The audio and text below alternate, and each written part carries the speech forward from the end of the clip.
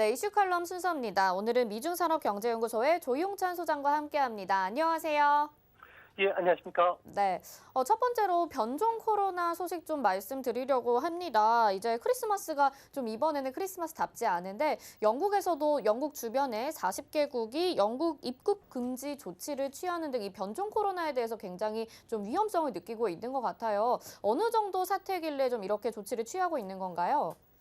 네, 지금 영국 런던을 비롯해서 남동부 쪽으로 빠르게 확산이 되고 있는 변이 코로나 같은 경우에는 전파 속도가 기존 코로나에 비해서 70% 정도 더 빠르고요. 또 환자를 얼마만큼 감염시키냐를 보여주는 감염 재생산 지수 같은 경우에도 1.5로 기존 코로나의 1.1보다도 0.4%포인트 정도 더 높다는 겁니다.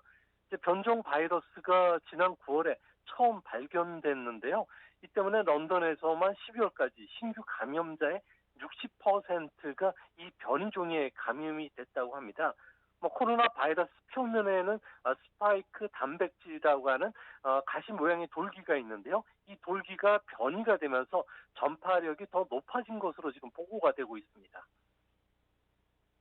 네, 이렇게 영국 주변국들도 40개국이 영국인 입국 금지 조치를 취하다 보니까 영국이 겪는 경제적인 타격도 좀 있을 것 같습니다. 또 지금 브렉시트와 관련해서 여러 가지 협상 중인데 이렇게 되면 영국의 경제 타격은 어느 정도 될 것이라고 보시나요?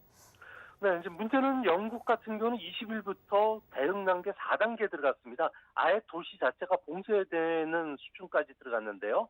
근데 문제는 변이 코로나가 영국뿐만 아니라 이탈리아, 덴마크, 호주에서도 속속 발견이 되고 있다는 겁니다. 전문가들에 따르면 미국, 독일, 프랑스, 홍콩에서도 유입됐을 가능성을 높게 보고 있는데요. 이 때문에 어제부터 우리나라, 일본, 그리고 또 유럽의 40여 개 국가들 같은 경우에는 영국과 항공편, 철도, 페리 운항을 아예 금지 조치를 내렸다고 합니다. 이 때문에 도보 해협에서는 3,000대 트럭이 발이 묶였고요. 물류 차질로 인해서 식품 부족 사태뿐만 아니라 심각한 생산 차질까지 빚어지고 있는데요. 이제 백신이 전 국민에게 보급되려면 아직도 많은 시간이 있는 만큼 의료 시스템의 부하도 단결될 가능성이 크기 때문에 시간이 갈수록 영국뿐만 아니라 주변국의 피해는 좀 더 커지지 않을까 보입니다. 경기 위축에 대한 우려감도 좀 있는 상황이고요. 이 모더나와 화이자 백신 개발로 그동안 좀 코로나19에 종식이 되나라고 생각을 했었는데 모더나 화이자 백신이 과연 이 변종 코로나에 효과가 있는지도 궁금합니다. 어느 기사에서는 또 이제 효과가 있을 수도 있다라고 얘기가 나오면서 좀 지켜봐야 된다고 하기도 하는데요. 어떻게 보시나요? 네, 팩트를 먼저 살펴봐야 되는데요. 홍역이라든지 수수 같은 경우는 인류 역사랑 같이 진화를 해오면서 예방접종 기술도 많이 발전했는데요. 100% 가까운 효과는 있겠지만 아무래도 그 완전히 종식되기는 상당히 어려운 상황이었습니다. 그런 만큼 코로나 백신과 관련된 치료제도 효과는 90% 이상이라고는 하지만 100% 효과는 아니라는 거죠. 이제 앞으로 코로나 백신 같은 경우에도 감염을 줄이는 부분, 또 중증화 방지하는 치료제가 계속 나오겠지만 완전히 예방은 할 수는 없을 거로 보여집니다. 가장 안전하다는 화이자 백신 같은 경우에도 임상 실험 결과 효과는 90% 이상이라고 발표됐지만 백신 투여 후 3개월 정도 추적한 결과이기 때문에 4개월 이상 단기적인 영향은 현재로서는 전혀 알 수가 없다는 겁니다. 코로나는 자주 변이를 일으키기 때문에 백신 접종만으로는 분명히 종결이 되지는 않을 것으로 보여지고요. 또 국지적으로 언제든 재유행이라든지 또 변이가 일어나면은 예방 접종과 관련해서는 아무래도 효과 떨어질 수밖에 없기 때문에 접종 뒤에도 상당 기간 개인들이 방역 규칙을 준수할 수밖에 없는 것으로 보여집니다. 네, 완전히 안전성을 가지긴 좀 어렵다라고 말씀해 주셨고요. 지금 이렇게 말씀해 드리면서 또 우리 시장에는 코스피가 2,800선을 돌파를 합니다. 지금 역대 최초로 2,800선 장중에 돌파를 하면서 현재는 2,801포인트, 방금 전에는 2,803포인트까지 기록을 했었습니다. 역대 최고치 수치 기록했다라는 점 전달해 드리고요. 계속해서 질문을 좀 드릴게요. 그렇다면 지금 백신과 관련해서는 좀 지켜봐야 될 것 같다라고 말씀을 해 주셨는데 여기에 부작용도 계속 나타나고 있는 상황이죠. 이 안정성을 어떻게 좀 보고 있어야 될지 좀 궁금해요. 네, 일반적으로 백신이라고 하면 세균이나 그 바이러스의 독성을 화학 처리시켜서 약화시키거나 죽여서 면역을 만드는 데 필요한 성분만 추출하게 되는데요. 보통 이런 그 백신 방법을 불활화 백신이라고 합니다. 자, 반면에 화이자나 모더나 같은 경우에는 유전자 백신의 일종인 mRNA라고 하는 기존과 다른 새로운 유형의 백신 기술을 말하는데요. 바이러스의 유전자 정보를 바탕으로 해서 mRNA라는 복사한 물질을 인공적으로 만들어서 체내에 투입하면은 그 과정에서 항체를 만드는 구조입니다. 쉽게 풀이해서 말씀드리면요. 인공적으로 세균과 싸우는 바이러스 병사를 만들어내서 체내에 대량으로 투입하면요. 인체 면역 체계와 함께 세균을 스스로 물리치게 하는 이런 기술을 제공하는 이런 그 기술입니다. 장점은 백신 사용 시 안전하고요. 개발과 양산 시간이 단축될 뿐만 아니라 대량의 그 생산이 가능한데요. 이제 문제는 장기적으로 이런 기술이 안정성이 있는지는 검증받지 않았기 때문에 앞으로도 상당 기간 논란이 있지 않을까 생각이 듭니다.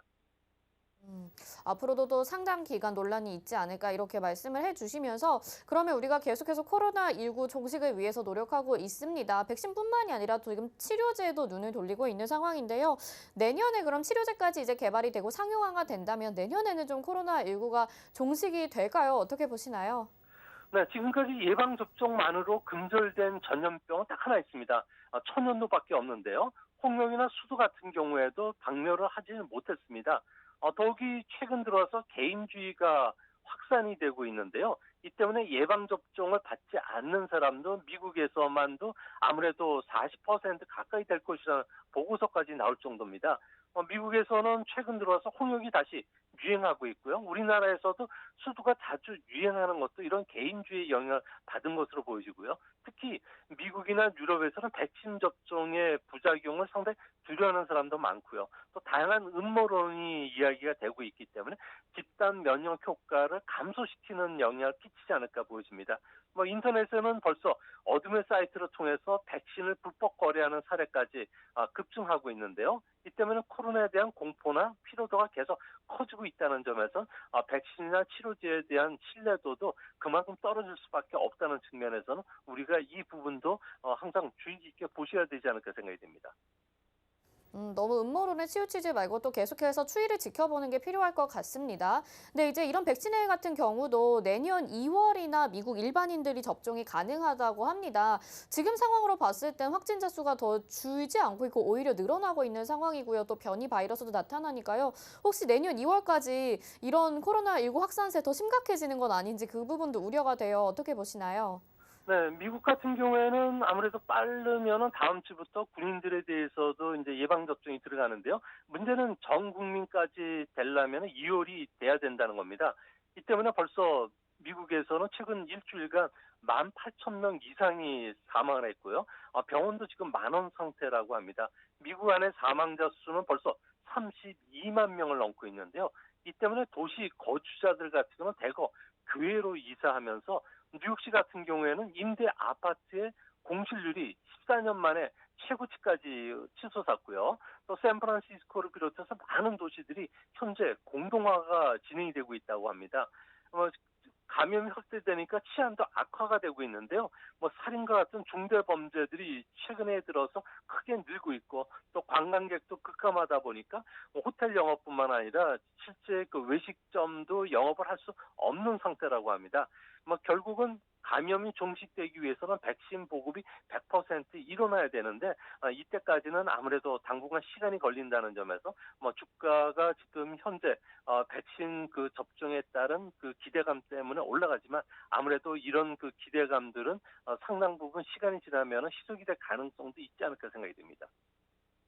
네, 계속 지켜봐야 되겠지만 미국과 영국에서 접종이 시작이 됐는데 또 상당 부분 생각만큼 좋아지고 있지는 않다 이런 느낌도 받고 있습니다. 또 국내의 백신도 살펴봐야겠죠. 정부에서는 백신 계획에 대해서 발표도 했고 또 문재인 대통령이 빨리 하는 게 중요한 게 아니라 접종을 안전하게 하는 게 중요하다 이렇게 또 발표를 했어요. 우리나라는 지금 백신 공급 계획이 어떻게 되는지도 정확하게 좀 알아보면 좋을 것 같아요. 어떻습니까? 네, 뭐 우리나라는 인구 대비 백신 확보 수준을 보면 OECD 37개국 중에서 34위 하위권입니다. 아무래도 신속한 방역이 필요하지만 뭐 화이자 백신 같은 경우는 미국이 일찌감치 17달러 선에서 선계약을 했고요. 유럽 각국도 30달러에서 이미 계약을 마친 상태입니다. 우리가 계약하려면은 지금 그 100달러를 주고도 아마 내년 상반기까지는 확보가 좀 불투명하지 않을까 보여지는데요. 아무래도 정권 실세들이 K 방역에만 선전하다 보니까 정책 결단을 내리는 시기가 너무 늦었다는 겁니다. 이뿐만 아니라 공무원들 같은 경우는 백신이 그 선매수했을 경우 남아도는 문제, 또한 그 부작용이 발생하는 부분과 관련해서도 책임을 질 수 없다 보니까 아무래도 결정이 늦었는데요. 뭐 결국 이제 앞으로 3호 백신 후보죠. 아스트라제네카라든지 존슨앤존슨 그리고 얀센 같은 부분이 FDA로부터 빨리 승인을 받는다면은 백신 공급과 관련된 정체가 숨통이 틀 것으로 보이지만 확실한 것은 화이자가 3분기 이후에나 한국에 공급해 줄 가능성이 높다는 점에서 앞으로도 상당 부분 우리나라는 다른 나라보다 좀 백신 접종과 관련해서 뒤처질 가능성이 크다는 점에서 경기 회복과 관련된 신호는 다른 나라보다 좀 늦지 않을까 보입니다.